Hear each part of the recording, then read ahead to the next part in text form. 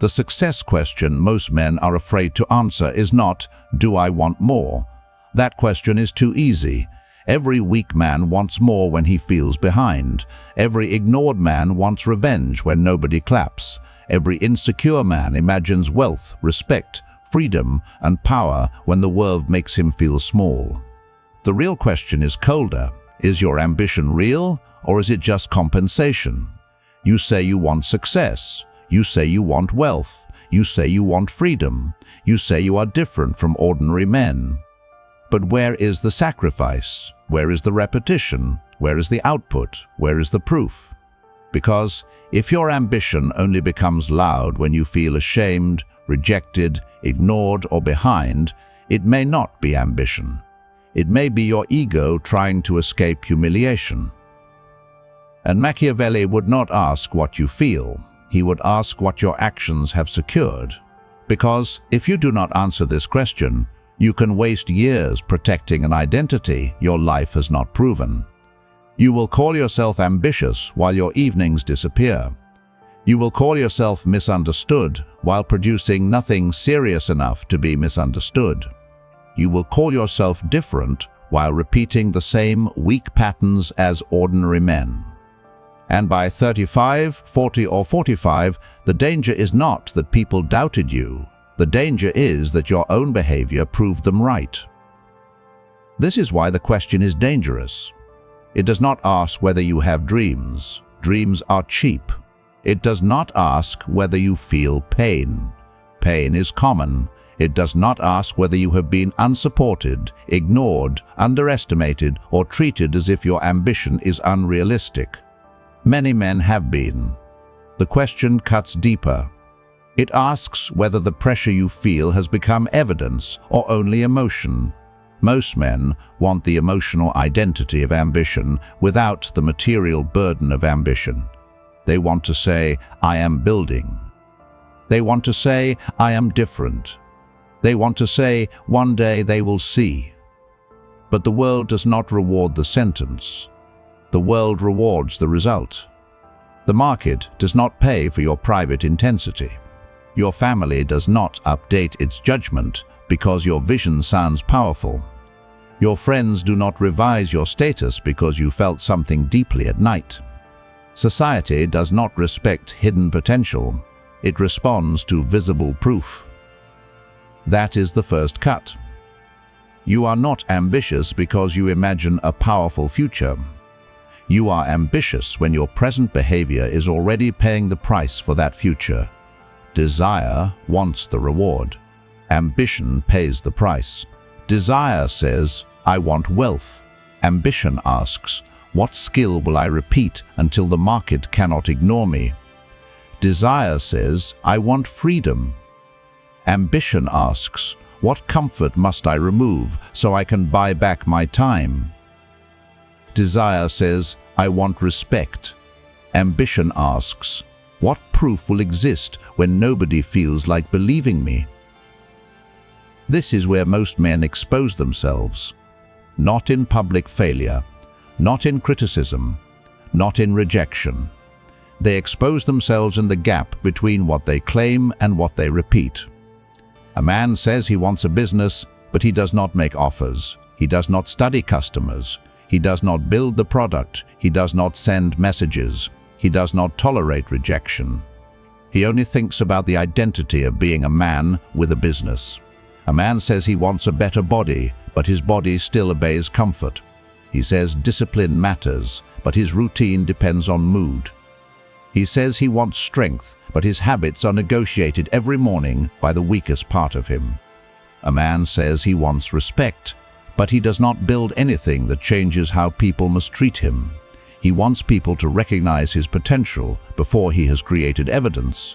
He wants the reward of proof before the burden of proof. That is not ambition. That is emotional borrowing. He is borrowing status from an imagined future to protect himself from the shame of the present. And this is why fantasy is so addictive. Fantasy gives a man the emotional pleasure of success without the humiliation of testing himself. He can imagine the applause without risking public failure. He can picture wealth without confronting his weak skills. He can picture freedom without auditing his distractions. He can picture dominance without earning competence.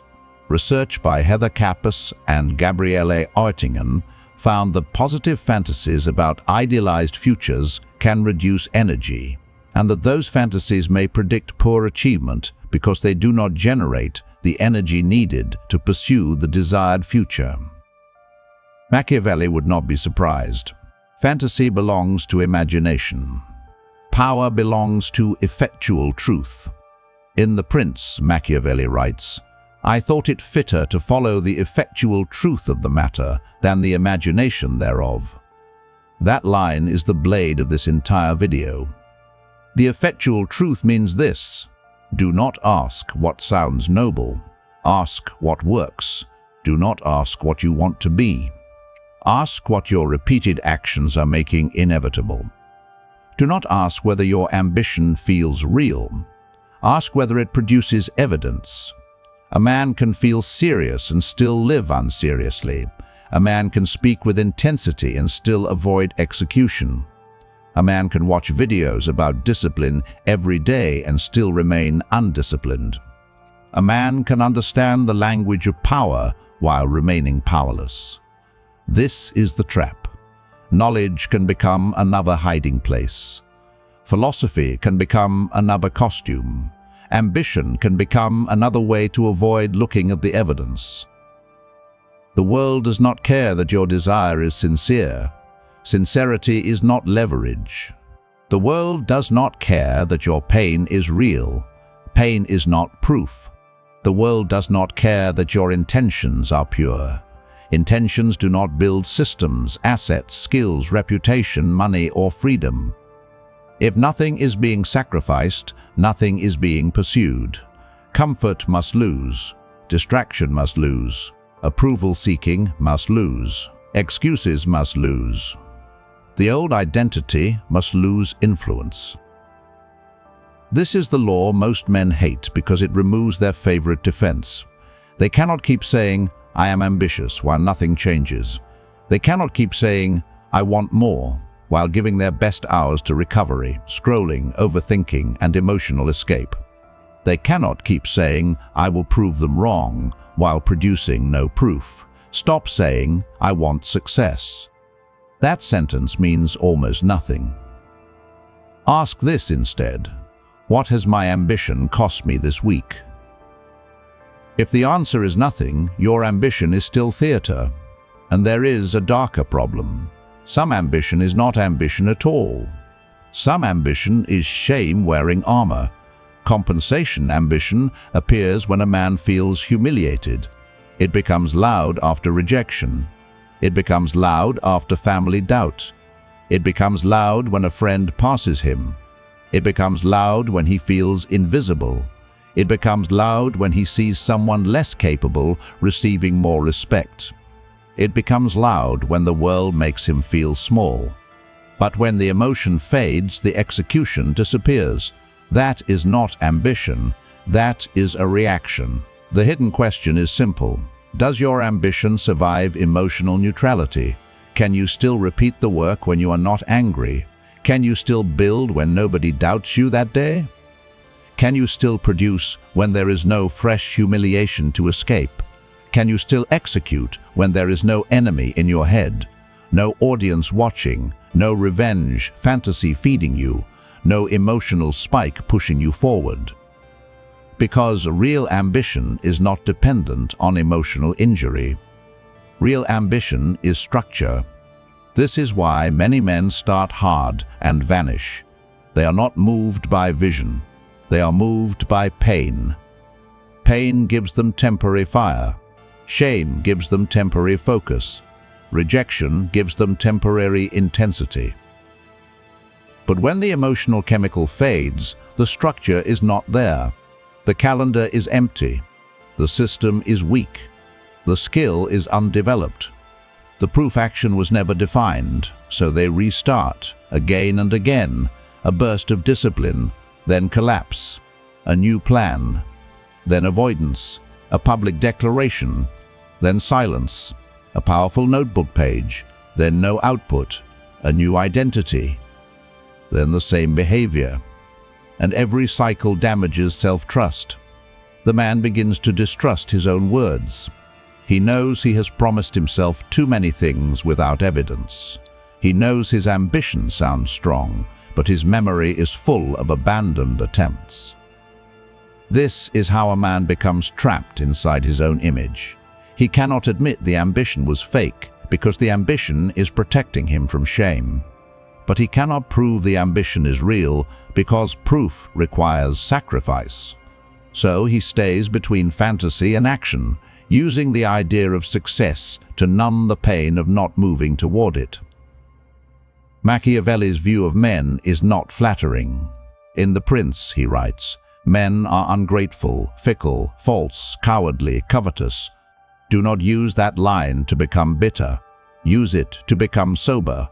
Machiavelli is saying that human behavior shifts when incentives shift. People support you when support is cheap. They doubt you when your rise threatens their judgment. They praise you when proof becomes undeniable. They forget your pain unless your pain becomes useful evidence. So if your ambition depends on their approval, you are unstable. If your ambition depends on their doubt, you are still controlled by them. If you only move when someone underestimates you, then that person still owns part of your engine. That is not power. That is dependency with a harder face. A serious man does not need to be angry to repeat. He does not need to feel underestimated to build. He does not need enemies to move. He has converted emotion into system. He has taken the pressure, shame, rejection, doubt, and isolation and turned them into schedule, skill, output, and measurement. That is the difference. Pain is not proof. Rejection is not proof. Doubt is not proof. Being misunderstood is not proof.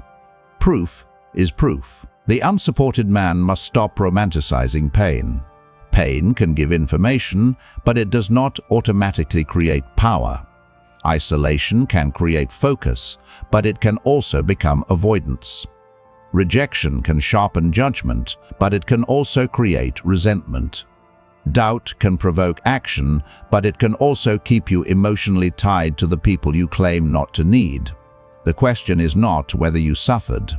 The question is what the suffering built. If your pain created skill, it became useful. If your rejection created discipline, it became useful. If your isolation created proof, it became useful. But if your pain only created a story about how misunderstood you are, then it became another cage. This is where real ambition begins. Not with confidence, not with applause, not with support. It begins when a man stops asking the world to believe in his potential and starts creating evidence that makes disbelief expensive. Henry Ford did not prove ambition by dreaming about automobiles. Before Ford Motor Company was created, the proof trail was already brutal. Ford's own company biography records that he completed the quadricycle in 1896. Then he organized the Detroit Automobile Company in 1899, and that company went bankrupt about 18 months later. He then entered the second automobile venture before Ford Motor Company was created in 1903. Most men want the Model T moment. They want the public victory. They want the world to finally understand. They want the name, the result, the recognition, the visible proof. But they do not want the failed company. They do not want the humiliation of starting again. They do not want the years of mechanical repetition. They do not want to return to the work after reality has already embarrassed them. They want the appearance of ambition without the evidence trail. Ford's ambition did not become real when he imagined a car for the masses. It became real when failure failed to stop the work. The Model T was introduced in 1908, and it was designed to be affordable, simple to operate, and durable. That matters because the ambition did not remain abstract. It became a product, a system, a market proof, something the public could touch, buy, judge, and use. He did not merely say, "I want to change transportation." He forced the vision through mechanical reality until the world could no longer treat it as imagination. Machiavelli would call this movement from imagination to effectual truth. The world could ignore Ford's dream. It could not ignore the car. That is the third principle. Real ambition is not destroyed by early failure. It converts failure into sharper execution. Failure stripped Ford's ambition of fantasy. What remained had to become practical. What failed had to be examined. What broke had to be rebuilt. What was missing had to be supplied. What was vague had to become specific. That is why your failed attempt is not the verdict. Your response is the verdict. A weak man uses failure as proof that the world was unfair. A serious man uses failure as intelligence. What broke? What was missing? What must be rebuilt? What must be repeated? What must become measurable? If a man cannot ask those questions, he does not want success. He wants protection from the pain of being tested. This is also why unsupported ambition requires more discipline than supported ambition. If you have no safety net, no mentor, no family backing, no network, no one opening doors, then your margin for fantasy is smaller. You cannot afford vague ambition. You cannot afford emotional planning. You cannot afford to spend months talking about the man you might become while building nothing the world can inspect. Your proof has to arrive faster. Your learning has to be tighter. Your actions have to be more measurable. Your excuses have to have less room to breathe. That is not unfairness. That is the terrain. And a man who wants power must first respect the terrain. Depths of psyche helps you see reality clearly. But seeing clearly is not enough. Clarity without construction becomes another form of entertainment. That is why I created the leverage map. The leverage map shows you what to build with that clarity, the skill path, proof project, and execution plan that fit your current situation. If you are the man who is tired of calling himself ambitious while your life produces no evidence, stop collecting insight as false progress. You already know you need proof, but your problem is that your ambition is still too vague to command your behavior. If you keep mistaking emotional intensity for execution, you will lose more years defending an identity your results do not support. The leverage map gives you a practical path so you can turn clarity into skill, skill into proof, and proof into leverage. This is not for men who want motivation. It is for men who are ready to be measured. The decision is yours. Because once ambition becomes real, it stops asking for emotional permission. It stops needing constant explanation. It stops negotiating with comfort every night. It begins to create a trail. That trail may be small at first. One piece of work published, one outreach message sent, one skill practiced, one portfolio section built, one serious application submitted, one offer created, one visible asset improved. But the size of the first proof is not the main issue. The issue is whether the man can repeat. Repetition is where ambition becomes difficult to fake. Anyone can feel powerful for one night. Anyone can write a plan after being insulted. Anyone can promise transformation when shame is fresh. But repetition after the emotion fades is different. That is where fantasy loses oxygen. And that is where SpaceX gives the modern version of the same law. SpaceX did not become credible because Elon Musk had a grand vision. Grand visions are easy to mock because most of them never survive contact with reality. SpaceX faced early Falcon 1 failures. Then, in September 2008, Falcon 1 reached orbit. Later that year, NASA awarded SpaceX a $1.6 billion fixed-price contract for 12 International Space Station resupply missions. The lesson is not dream big. That is childish. The lesson is colder. A vision becomes credible only when reality tries to break it and cannot. Most men never reach that stage because their ambition dies at inconvenience. They lose discipline after a tired week. They stop when the first output gets no attention. They retreat when nobody validates the early attempt. They confuse silence with failure. They confuse rejection with a verdict. They confuse discomfort with a sign to change direction. Then they tell themselves they are still ambitious. No, they are still imagining. The world does not respect ambition until ambition survives reality. This is why proof matters more than passion. Passion can be loud and temporary. Proof is quieter and harder to fake. Passion can impress people for a moment. Proof changes incentives. Passion asks to be believed. Proof makes belief less optional. A man who says, "I am meant for more," but builds no proof, is gambling with language. A man who repeats, measures, corrects, and produces is building against fortune. And this brings us closer to Machiavelli's central battlefield. Fortune will strike. Markets shift. People doubt. Money runs low. Attention collapses. Launches fail. Clients reject. Algorithms ignore. Family does not understand. That is fortune. But your half is preparation, skill, system, proof, repetition, output, correction. Machiavelli writes about fortune like a violent river. Fortune is the arbiter of one half of our actions, but she still leaves us to direct the other half. Then he adds, fortune shows her power where valor has not prepared to resist her. This is the meaning of preparation. Real ambition does not pretend. Luck does not exist. It reduces dependence on luck. It builds capacity before opportunity appears. It builds evidence before approval arrives. It builds strength before the door opens. The hopeful man waits to be chosen. The prepared man positions. The hopeful man explains. The prepared man produces. The hopeful man asks, "When will they see me?"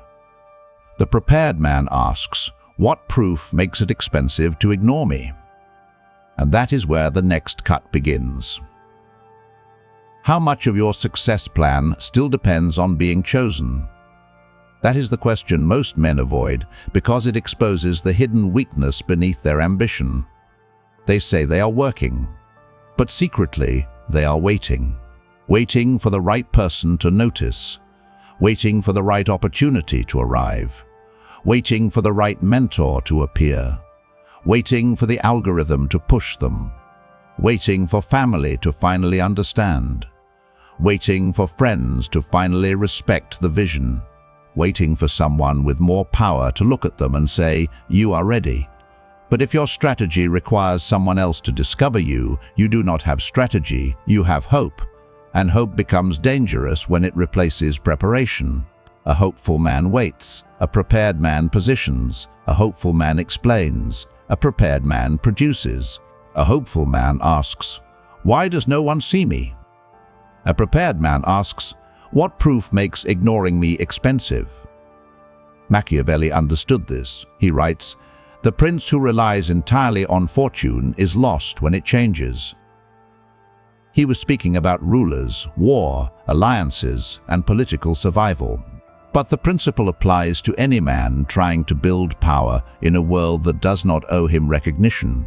If your confidence depends entirely on approval, you are unstable. If your ambition depends entirely on motivation, you are unstable. If your future depends entirely on one lucky break, you are unstable.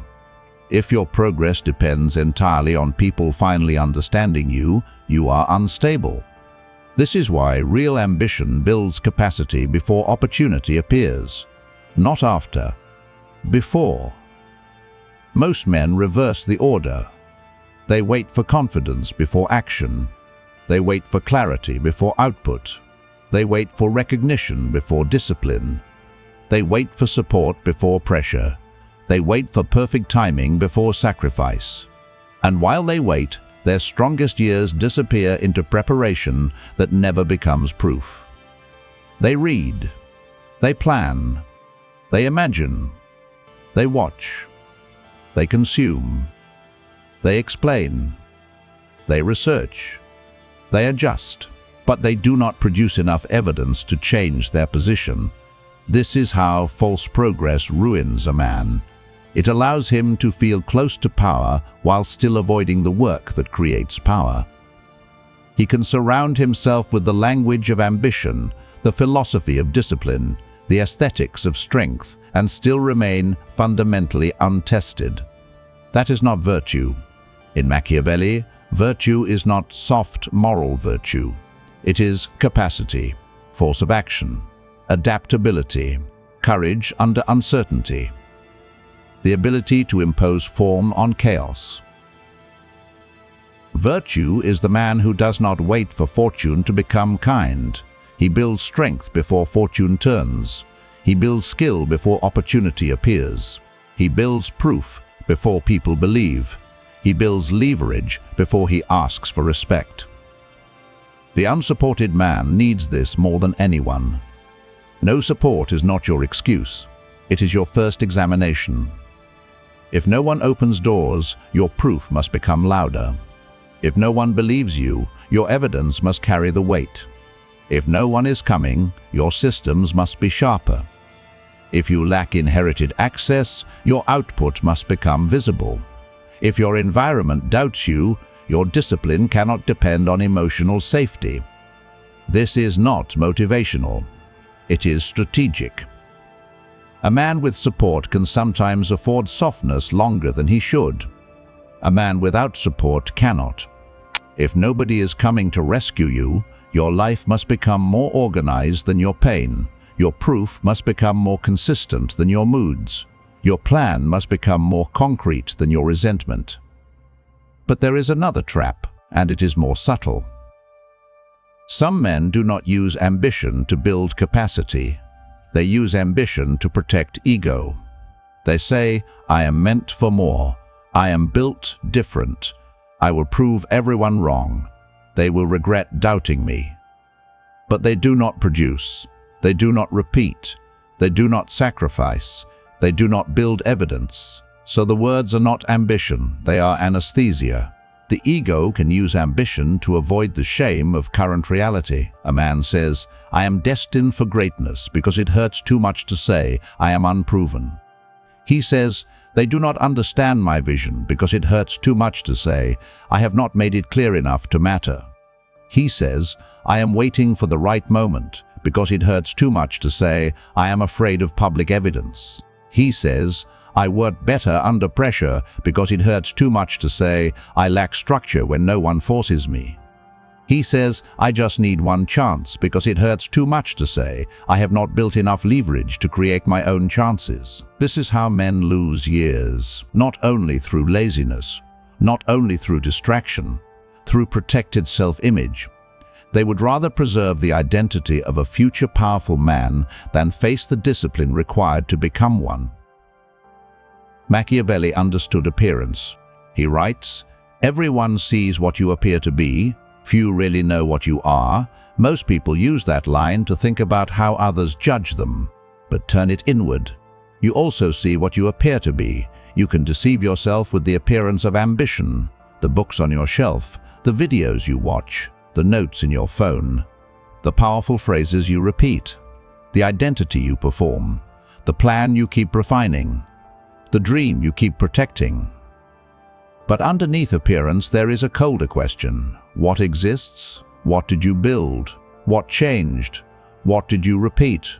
What did you sacrifice? What proof can be inspected? This is where real ambition attacks the ego. It forces contact with evidence. It makes the man look directly at the gap between his self-image and his behavior. Fake ambition protects the ego because it keeps success imaginary. Real ambition wounds the ego because it demands proof. That is why many men secretly prefer fantasy.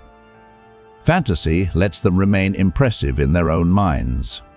Proof may reveal that they are beginners. Proof may reveal that their skill is weak. Proof may reveal that the market does not care. Proof may reveal that their work is average. Proof may reveal that their discipline is inconsistent. Proof may reveal that their excuses were not as powerful as they claimed. But that humiliation is useful. It gives information. It kills illusion. It turns vague pride into practical correction. A serious man stops asking the world to respect his potential. Potential is private. Proof is public. Potential asks for belief. Proof changes incentives.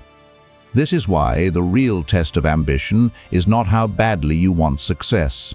That question flatters you. The real question is, what does this ambition make you repeat when no one cares? Not when you are angry, not when you are motivated, not when someone insults you, not when you feel behind, not when the pain is fresh, when no one cares, when there is no applause, when there is no immediate reward, when there is no visible progress yet, when the work is boring, when the first attempt is ignored, when the second attempt still produces little, when your family still does not understand, when your friends still treat it like a phase, when your mind starts offering escape. What do you repeat then? That is where ambition becomes measurable. A man's future is not built from what he wants occasionally. It is built from what he repeats consistently. If your ambition creates no repetition, it creates no future. It creates mood. It creates fantasy.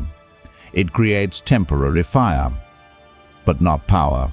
Machiavelli writes in the Discourses, "Men never behave well unless compelled." Do not misread this as despair. He is not saying men are hopeless. He is saying human behavior requires constraint, pressure, structure, necessity, law. A man who waits to feel ready has misunderstood himself. A man who waits for perfect motivation has misunderstood himself. A man who believes his highest self will appear automatically has misunderstood himself. Your weaker self does not vanish because your dream is noble. It must be governed. It must be limited. It must lose access. It must lose votes.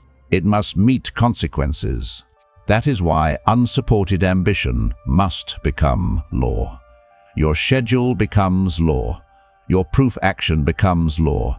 Your output requirement becomes law. Your distraction limits become law. Your old identity loses authority. You do not ask every day whether you feel like becoming the man you claim to be. You decide what evidence must exist. Then you make comfort, negotiate from weakness. This is not about hating yourself. It is about no longer allowing the weakest part of you to manage the strongest vision in you. A man does not become free by doing whatever he wants.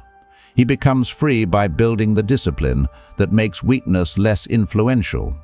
That discipline must become concrete, not poetic, not vague, not motivational. Concrete. Powerful men do not treat ambition like a mood. They treat it like a contract. A contract demands terms. A contract demands cost. A contract demands consequences. If your ambition has no terms, it is not a contract. It is a feeling. And feelings are easy to betray. So ask yourself, what will I sacrifice? What will I repeat? What will I build? What will I measure? What proof will exist in 7 days? What behavior must die for this ambition to live? If you cannot answer, your ambition is still too vague to command you. This is why most men remain unproven. They never convert ambition into terms. They say, I want to get rich, but they do not define the skill. They say, I want freedom, but they do not define the income mechanism. They say, I want respect, but they do not define the proof. They say, I want to build a business, but they do not define the offer, the customer, the outreach, the asset, or the deadline. So the ambition remains emotionally useful and strategically useless.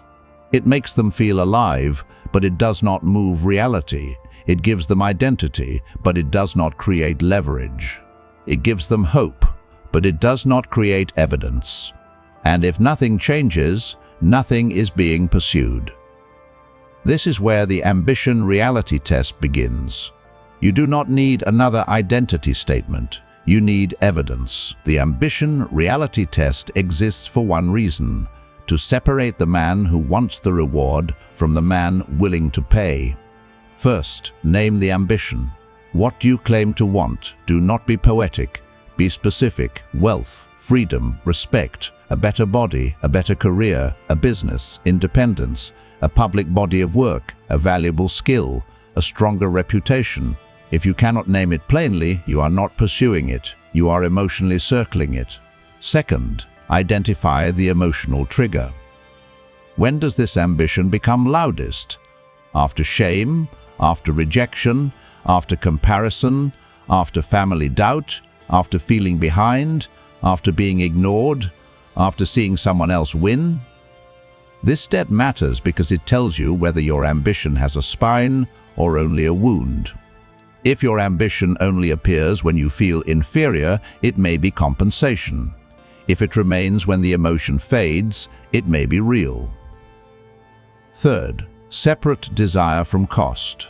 What price does this ambition require? Less scrolling, less explaining, more skill practice, public output, sales attempts, hard conversations, fewer distractions, earlier mornings. Cleaner priorities, more rejection, less applause, more silence. This is where fantasy begins to bleed, because desire can survive comfort, ambition cannot. Fourth, choose one proof action. One action that creates evidence, not emotion, evidence. Publish one piece of work. Send 5 serious outreach messages. Build one portfolio section. Practice one skill for 30 minutes. Apply to 3 serious roles. Record one video. Write one page. Create one offer. Improve one measurable asset. Do not choose the action that flatters your identity. Choose the action that tests it. The action should be small enough to do, but real enough to expose you. A fake action protects your ego. It lets you feel busy without risking judgment. A real proof action creates contact with reality. It can be counted. It can be inspected. It can be repeated. It can fail. It can teach. Fifth, track evidence for 7 days. Every day ask, did I act? Did I repeat? Did I sacrifice? Did I produce proof? Did my ambition survive discomfort? This is the verdict, not your intention, not your emotion, not your self-image, your evidence. If ambition creates no evidence, it is only an identity fantasy. That sentence should disturb you if you have been hiding inside potential. It should also liberate you because it gives you a way out. You do not need the world to believe first. You need evidence. You do not need your family to understand first. You need evidence. You do not need friends to validate the path first. You need evidence. You do not need perfect confidence first. You need evidence. Evidence builds self-trust. Evidence changes perception. Evidence clarifies strategy. Evidence exposes weakness. Evidence attracts useful people. Evidence makes your own mind quieter because it no longer has to survive on speeches. This is the shift. Stop asking whether you are ambitious. Make your life testify. Machiavelli's world is not comfortable. It is not sentimental. It does not reward the man who merely means well. It does not reward hidden potential. It does not reward private suffering. It rewards power that becomes visible through action. Effectual truth over imagination. Virtue over fortune. Proof over potential. Respect over validation. Preparation over hope. Evidence over explanation. Do not build your future on being liked. Build it on becoming useful, disciplined, skilled, and difficult to dismiss. Machiavelli writes, "It is much safer to be feared than loved when one cannot be both." For modern life, Do not twist this into cruelty. The civilian translation is colder and cleaner. Do not depend on affection. Depend on competence. Depend on proof. Depend on leverage. Depend on the kind of visible evidence that makes people recalculate. The unsupported man does not need to become bitter. He needs to become measurable.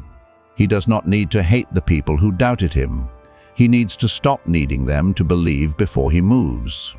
He does not need to perform hardness. He needs to build enough discipline that his behavior becomes harder to interrupt, because bitterness is still attachment. Revenge is still dependence. Over-explaining is still permission-seeking. Waiting to be understood is still weakness disguised as depth. The serious man does not beg reality to be softer. He studies the rules, pays the price, and builds proof. This is the final separation. Fake ambition protects your image. Real ambition produces evidence. Fake ambition needs witnesses. Real ambition survives silence. Fake ambition gets loud after humiliation. Real ambition repeats after emotion dies. Fake ambition says, "One day they will see." Real ambition asks, "What proof will exist by the end of the week?" If this video forced you to confront something you were avoiding, do not let the moment disappear as another emotional spike. Like the video, so more men who are hiding inside potential are forced to face the same question. Subscribe if you want cold clarity, not comfort. And in the comments, write the one proof action your ambition must produce in the next 7 days. Not your dream, not your excuse. One proof action. Because the success question most men fear is not whether they want more. It is whether their current behavior proves they are serious. Stop calling it ambition if it only lives in your imagination. Real ambition does not beg to be understood. It produces proof. Real ambition does not need constant validation. It survives silence. Real ambition does not disappear when motivation dies. It repeats under pressure. And when a man begins to repeat under pressure, he becomes dangerous in the only way that matters. Not loud, not cruel, not theatrical. Dangerous because he is no longer negotiating with the part of himself that wants to stay weak. Dangerous because he is building evidence while other men are protecting image. Dangerous because he has stopped asking the world for permission to become real. If you are the man who knows this, hit something true. Stop using reflection as false progress. You already know your ambition needs proof, but your real problem is that your environment, routine, skill path, and execution plan are still too weak to force that proof into existence. If you keep consuming hard truths without converting them into structure, you will become a man with powerful language and no visible leverage. Inside Patreon, you get exclusive, unfiltered breakdowns, deeper strategic lessons, and practical frameworks designed to help you turn clarity into discipline, discipline into skill, skill into proof, and proof into leverage. This is not for men who want comfort. It is for men who are ready to be examined by their own evidence. The decision is yours. Do not ask if your ambition is real. Make it prove itself. No support, no permission. Build anyway.